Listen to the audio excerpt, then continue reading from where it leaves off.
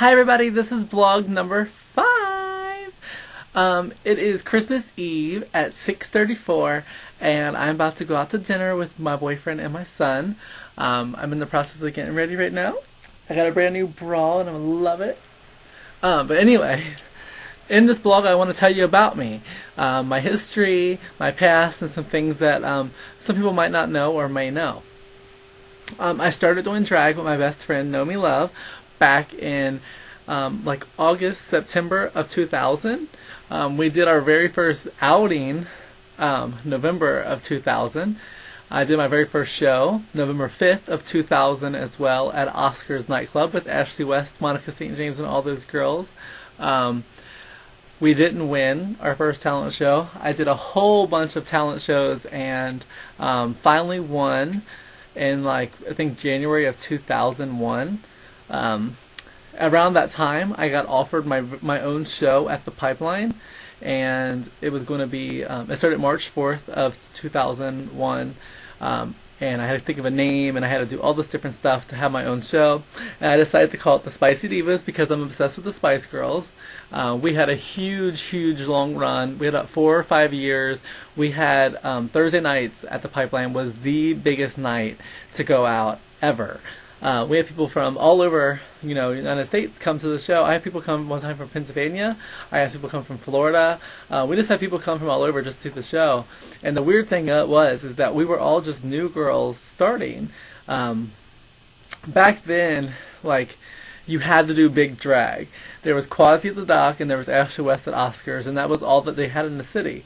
And if you wanted to go out a little bit, there were Celebrities in Dayton. So all 3 shows that I had to perform at was all huge drag shows.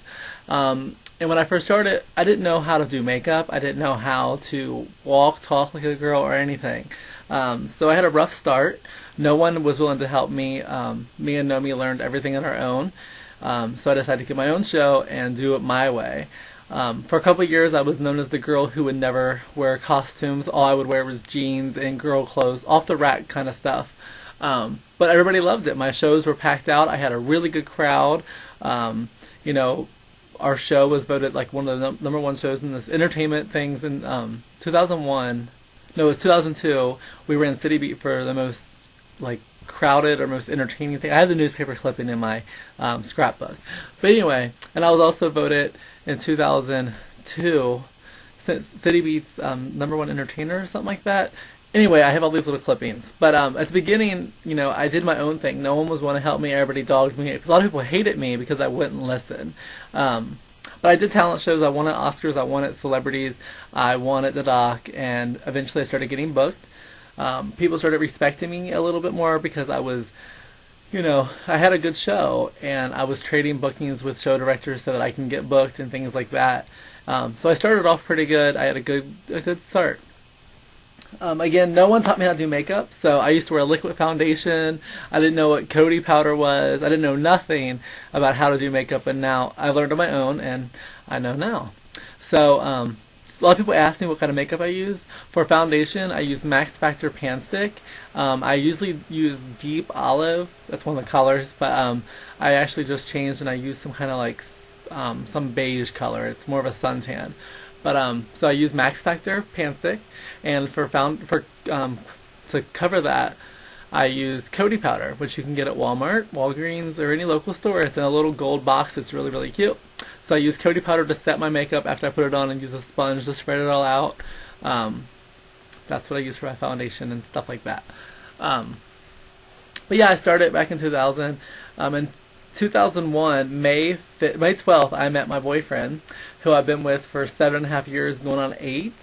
So, at the beginning of my drag career, a lot of things happened for me that, helped me become successful. I also learned really quick the number 1 way to get booking is the number 1 to make something for yourself is to build a crowd. I used to use the internet to talk to people. I would go and I would send emails to thousands of people, just message them every day, just ask them how they're doing, and I built up a fan base that way through the internet. I still use MySpace and stuff like that to discuss things with my fans, and I leave bulletins and stuff like that. But the biggest thing I did is I built a fan base. I knew that no one was going to respect me and help me, so I had to do it my own. So I did it. I'm so rambling, but I'm just letting you know stuff about myself. But yeah, the video 5 is going to be nothing but about my history and things like that. Back when I very first met my boyfriend, back in May of 2001, I was living as a woman for a little while. We did it for a little while, and there were some complications we had, so I had to stop. But, you know, I think things happen for a reason, and I'm happy that, you know, things happen, because here I am today, and I'm happy with who I am. But anyway, I did also try hormones again in like 2005, 2006 with my friends, and I eventually stopped as well because it started messing with things, and I was kind of afraid of the changes that I noticed, so I quit immediately. But yeah, so I did my shows with the Pipeline. I eventually quit the Pipeline because I was asked to do something I did not want to do. And one thing about me that people understand or don't understand is if I'm ever in a situation, and no matter how successful I am at what I'm doing, if I'm ever asked or like forced to do something I don't want to do, I am a person who will say, you know, this is not going to happen, or I'll walk away. And it's not an ultimatum. It's just like, you're not going to force me to be in a situation I'm not happy with or uncomfortable with. So I end up leaving the Pipeline, and I went to a lesbian bar in Covington called the Yada Club. I was there for 2 years strong. We had a very successful show. It was always busy. Eventually, it kind of slowed down. There was new bars opening, such as Adonis, and at that time, Quasi just left the dock. So at one point, I think in 2006, I was running Adonis on Saturday nights, and I was running the dock on Friday nights, and I was also doing shows on Thursday nights at Yada Club. I ended up quitting Yada, and I was doing the dock and Adonis at the same time. Penetration became the show director at Adonis, so I ended up going to the dock. The dock was offering me a really good deal and to bring my cast there, and so I went to the dock, and I had a really good time there. Eventually, I did end up leaving the dock because I had situations with another entertainer that was very complicated. And I went back to Adonis, and then I went back to the dock. So I'm kind of flip-floppy, I guess, in a way. It's just that I make decisions based on what is going to make me happy. I don't make decisions on what people are going to think about me.